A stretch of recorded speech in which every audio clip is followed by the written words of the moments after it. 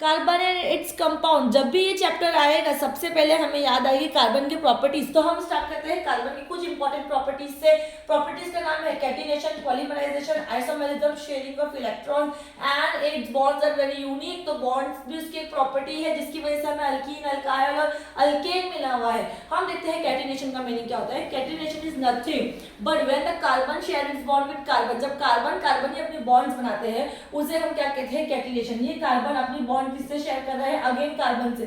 Line से हमें carbon carbon ही मिलेंगे। सो इसे हम क्या कहते हैं, कैटिनेशन। कैटिनेशन की बहुत ही इंपॉर्टेंट एग्जांपल है हमारी जो प्लास्टिक है, it is nothing but the chain of carbon compound. इधर हम देखते हैं पॉलीमराइजेशन का मतलब क्या होता है। कोई जो प्रोडक्ट है, पूरा प्रोडक्ट है, उसे हम कहेंगे पॉलीमर, और वो जिससे बना है सारे यूनिट सेम है।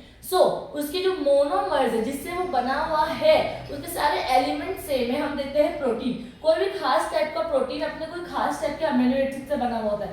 Amino acid amino acid amino acid amino acid will give you nothing but the protein. इधर हम देखते हैं आइसोमेरिज्म। आइसोमेरिज्म का मीनिंग होता है हमारे पास केमिकल फॉर्मूला सेम रहेगा मगर उसका स्ट्रक्चर बहुत अलग अलग रहेगी। एग्जाम्पल के लिए हम देख लेते हैं 1 2 3 कार्बन है। 3 कार्बन वाला क्या होता है, पहले एक कार्बन वाला मीथेन, इथेन, प्रोपेन। तो हमारा थर्ड कार्बन पे कौन आता है, प्रोपेन। तो हम ये देख सकते हैं 1 2 3 कार्बन है, 1 2 3 4 5 6 7 8 हाइड्रोजन, 1 2 3 कार्बन, 1 2 3 4 5 6 7 8 हाइड्रोजन। इधर हमने पूरी ही चेन पहले कार्बन की ली है, लाइन से कार्बन को लिया।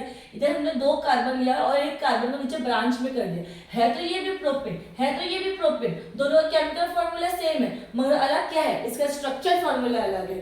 आइसोमेरिज्म में क्या होता है, chemical formula same, structure formula different. Sharing of electron, भैया ये शेयरिंग ऑफ इलेक्ट्रॉन तो प्रॉपर्टी बहुत इंपॉर्टेंट है कार्बन की, जिसने कार्बन को एक अलग से पूरी केमिस्ट्री में पहचान दे दी है।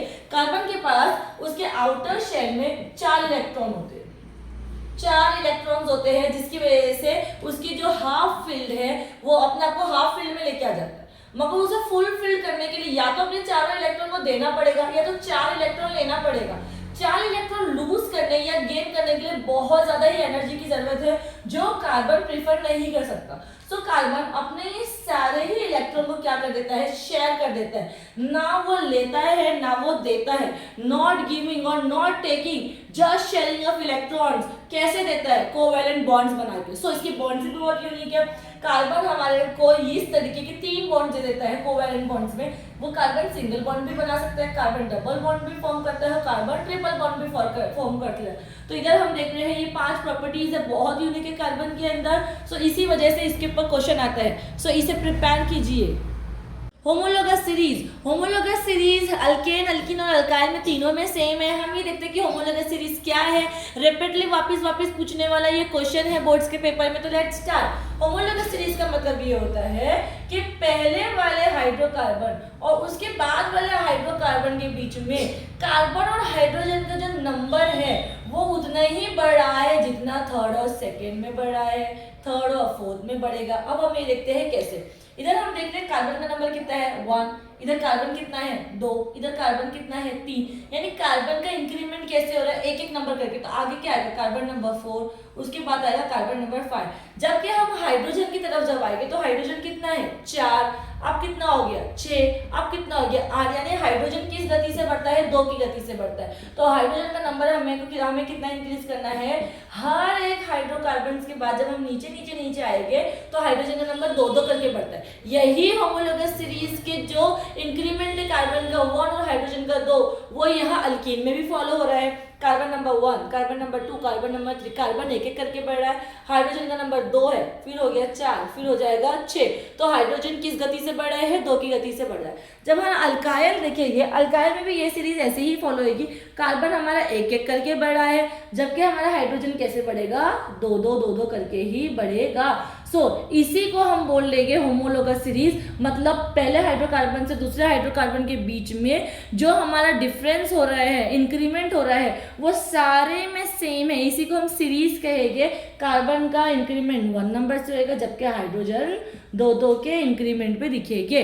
यही है हमारा होमोलोगस सीरीज के लिए क्वेश्चन का आंसर।